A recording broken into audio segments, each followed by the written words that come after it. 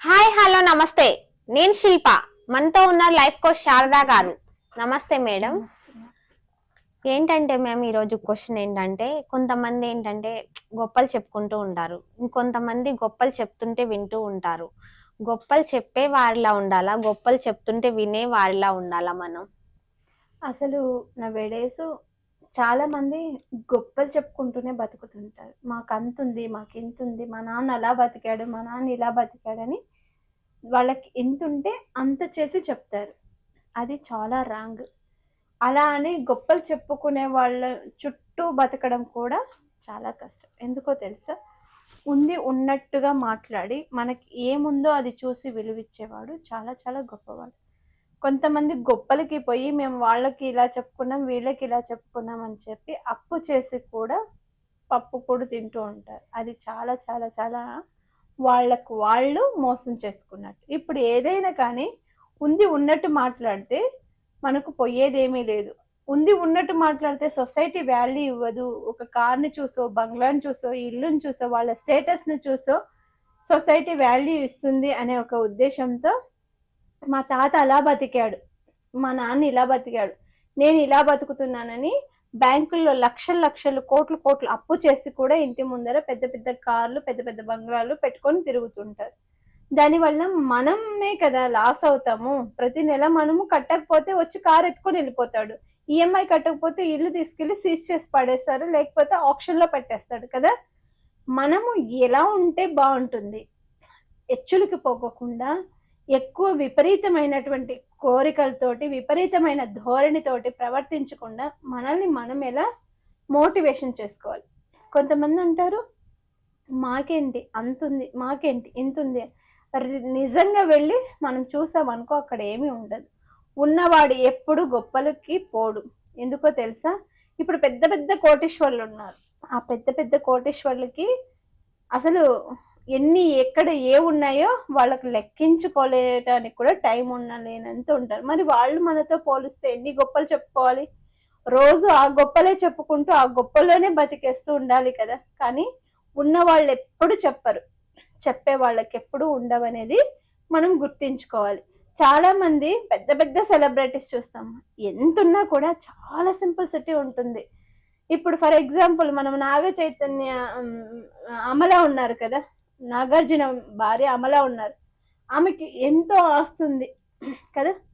తన మెడలో ఒక చైన్ కూడా ఉండదు, ఒక చిన్న పుస్తల్, ఒక బ్లాక్ బీట్స్ తప్పితే ఆమె మెడలో ఎప్పుడు ఆడంబరంగా ఎప్పుడు ఉండదు. ఎందుకు?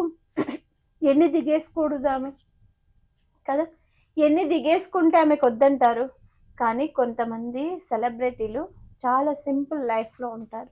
కొంతమంది మామూలు జీవన శైలి ఉన్న వాళ్ళు షో ఆఫ్ చేస్తూ ఉంటారు. ఒకసారి దిగేశారు నగరంటే మమ్మల్ని చూడండి, మమ్మల్ని చూడండి అని షో ఆఫ్ చేస్తూ ఉంటారు. కొంతమంది ఎంత ఉన్నా కూడా అసలు అది ఈ పుస్తల తాడు కూడా లేకోకుండా నల్ల పుస్తలు వేసుకొని క్యాజువల్గా కామన్ పీపుల్ లాగా వాళ్ళు ఉంటారు. మనం చూడండి, చూపించుకోవడం కోసం ఎన్నెన్ని వేషాలు వేస్తూ ఉంటామో, ఎన్నెన్ని పాటలు పడుతుంటామో, ఎన్నెన్ని ఇబ్బందులు పడుతుంటామో, అవన్నీ షో ఆఫ్ చేసే వాళ్ళు మాత్రమే చేస్తారు. ఏమో ఉంటారు కదా, అన్నీ ఉన్న ఆకు అణిగి మణిగి ఉంటుంది, ఏమీ లేని ఆకు ఎగిరెగిరి పడుతుంది అని అంటారు కదా. ఏమీ లేనప్పుడు మనము ఎగిరి పడడం అనేది చాలా తప్పు. ఎందుకో తెలుసా? అన్నీ ఉన్న ఆకును చూసి మనం నేర్చుకోవాలి ఎలా ఉండాలి. ఎక్కడ పప్పు ఉండాలో పప్పు అక్కడే ఉండాలి, ఎక్కడ అన్నం ఉండాలో అక్కడే ఉండాలి, ఎక్కడ పచ్చడి ఉండాలో అక్కడే పచ్చడి ఉండాలి. ప్రతి ప్లేట్లో కూడా మన లైఫ్లో ఎంత కలర్ఫుల్గా ఉంటుందో, మన ప్లేట్ ఎంత కలర్ఫుల్గా ఉంటుందో, మన లైఫ్ని కూడా అంత కలర్ఫుల్గా మనం డిజైన్ చేసుకోవాలి. కానీ గొప్పలకు పోయి హెచ్చులకు పోయి మనం కలర్ఫుల్ ప్లేట్ చేసుకున్నామంటే దానికి విలువ ఉండదు. ఆ పూటకు మాత్రమే మనం తినగలుగుతాం, రేపటి పూటకు మనం వెతుక్కోవాల్సి వస్తుంది, ఆరాట పడాల్సి వస్తుంది. అలా కాకుండా మన జీవన విధానం మనకి ఎంత ఉన్నా కూడా ఒకే లైఫ్ స్టైల్. ఈరోజు ఉందని హెచ్చులకు పోకోకుండా, లేదని కుంగిపోకోకుండా, ఒకే జీవిత విధానమే, ఒకే ఫుడ్ కల్చర్నే, ఒకే మన మానసిక స్థితిని స్టేబుల్గా ఉంచుకున్నామంటే చాలా అద్భుతంగా ఉంటుంది. అలా ఉండకోకుండా బ్యాంకుల్లో అప్పులు చేసేసి బాగా అప్పులు అయిపోయి సూసైడ్ చేసుకోవడం, వాళ్ళ వీళ్ళ కోసం బతకడం, వాళ్ళేమనుకుంటారో, వీళ్ళేమనుకుంటారో, సొసైటీ ఏమనుకుంటారో, వాళ్ళకి చూడు పెద్ద పెద్ద కార్లు ఉన్నాయి, వీళ్ళకి చూడు పెద్ద పెద్ద నగలు ఉన్నాయి, వాళ్ళకి చూడు పెద్ద పెద్ద టీవీలు ఉన్నాయి, వాళ్ళకి చూడు పెద్ద పెద్ద బంగ్లాలు ఉన్నాయి అని కంపారిజన్ చేసుకోవడం ఎప్పుడైతే మనలో స్టార్ట్ అవుతుందో అప్పుడే మనం ఒక ఫెయిల్యూర్ లోకి అనేది వచ్చేస్తాం. ఒక డబ్బు కోసము భార్య భర్త నమ్మేస్తుంది ఇంకొకరికి. శుభలగ్నం మూవీ చూసాం కదా, అత్యాశకు పోయి భర్తనే అమ్మేస్తుంది ఆవిడ. అమ్మేసిన తర్వాత సౌభాగ్యం అమ్మేశాక ఎంత వచ్చిందమ్మా నీకు అని అడిగితే ఏడుస్తుంది. ఎందుకో తెలుసా, కొంతకాలమే దాన్ని మనం ఆనందించగలుగుతాం. అదే మనకు ఒక తోడు నీడ మనకు అన్ని ఉన్నాయి అనుకో, మన జీవిత కాలం కూడా మనము చాలా చాలా సంతోషంగా ఉండొచ్చు. అవి ఏమీ లేకపోయినా మనది, మన వాళ్ళు, మన కుటుంబము, మనము ఒక బాండింగ్ లో ఉన్నాము అనుకో, అవి ఆటోమేటిక్ గా ఉన్నా లేకపోయినా మనం చాలా హ్యాపీగా ఉండొచ్చు. అదే అప్పులు ఉన్నాయనుకో, రోజు టెన్షన్. చెప్పుకోవటానికి ఏమో గొప్పలు చాలా చెప్పుకున్నాము, అక్కడ అవి ఉన్నాయి, ఇక్కడ ఉన్నాయి, అన్ని చెప్పుకున్నాము.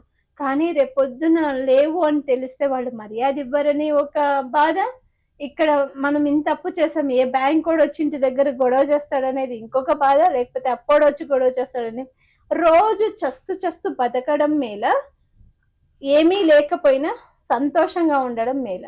పెద్ద పెద్ద వాళ్ళని చూసి మనం నేర్చుకోవాలి ఏంటంటే, ఇప్పుడు ఒక చిరంజీవి గారు ఉన్నారు, ఆయన ఎన్ని ఉంగరాలు పెట్టుకుంటే వద్దంటారు కదా, ఎన్ని ఒక రోజుకు 10 తీసి ఇసిరి పెట్టేయచ్చు ఆయన కదా, కానీ ఆయన చేతి మీద ఒక ఉంగరం కూడా ఉండదు, అవునా కాదా? పెద్ద పెద్ద వాళ్ళు సెలబ్రిటీస్ ఎప్పుడు కూడా ఊరికే అయిపోరు, వాళ్ళ తపనే వాళ్ళని పెద్ద పెద్ద స్టాల్లు చేస్తుంది. లేని వాళ్ళే ఎక్కువగా మనం షో ఆఫ్ చేస్తూ ఉంటాం. ఉన్నవాళ్ళు అన్ని వాళ్ళ గురించి ప్రపంచం తెలుసుకునేలాగా ప్రవర్తిస్తారే కానీ వాళ్ళు ప్రపంచాన్ని తెలుసుకోవాలని ప్రయత్నం చేయరు. ఎందుకంటే ఆల్రెడీ వాళ్ళు ప్రపంచాన్ని తెలుసుకొని పైకి ఎదిగిన వాళ్ళు. వాళ్ళను 10 మంది ఫాలో అవుతున్న వాళ్ళు 10 మందిని ఫాలో అవ్వరు. 10 మంది వాళ్ళు ఫాలో అయ్యేలాగా ట్రెండ్ని సెట్ చేసి పెట్టారు కదా. అలా మనం కూడా మనల్ని చూసి 10 మంది ఇష్టపడాలి, మనల్ని చూసి 10 మంది మోటివేట్ అవ్వాలి. వాళ్ళు వీళ్ళు చూసేలాగా మనం ప్రవర్తించుకోకుండా మన జీవిత స్టైల్ అనేది ఇప్పుడు మంచిగా బిల్డ్ చేసుకున్నాము. మన ఫౌండేషన్ ఇల్లు బాగా కట్టుకున్నాము, బాగా క్యూరింగ్ చేసాం, వాటర్ వేసి అంటే 20 సంవత్సరాలు కానీ 30 సంవత్సరాలు కానీ మన ఇల్లు అనేది చెక్కు చెదరదు. అలా కాకోకుండా షో ఆఫే కావాలి మాకు, లోపల ఏమి సారం లేకపోయినా పర్వాలేదు అని మనం చేసామంటే ఎప్పుడైనా తుఫాన్ రావచ్చు, ఎప్పుడైనా ఇరిగిపోవచ్చు, ఎప్పుడైనా పడిపోవచ్చు కదా. ఒకసారి మనిషి జీవితం కూడా కింద నుంచి పైన వరకు మనము గట్టిగా బిల్డ్ అయి వెళ్ళాము అనుకుంటే మనల్ని కింద పీకేయటానికి కూడా కుదరదు. పెద్ద పెద్ద వాళ్ళు ఎప్పుడు కూడా బాగా కింద నుంచి కంకర, రాయి, సిమెంట్ తోటి ఎలా మనం బిల్డింగ్ని బిల్డ్ చేస్తామో వాళ్ళ మనస్తత్వాలు కూడా అలానే బిల్డ్ అయి ఉంటాయి. ఇలాంటి విషయాలన్నీ తెలుసుకొని వాళ్ళు మెదులుకుంటే వాళ్ళ జీవితంలో ఎప్పుడు ఇబ్బందులు అనేటివి ఉండవు. చూసారు కదండి, గొప్పలికి పోయి అప్పులు చేయకండి, మనం ఉన్న దాంట్లోనే ఎంత హ్యాపీగా ఉంటున్నాం అనేసి మనకి మంచి motivation. Thank you so much madam.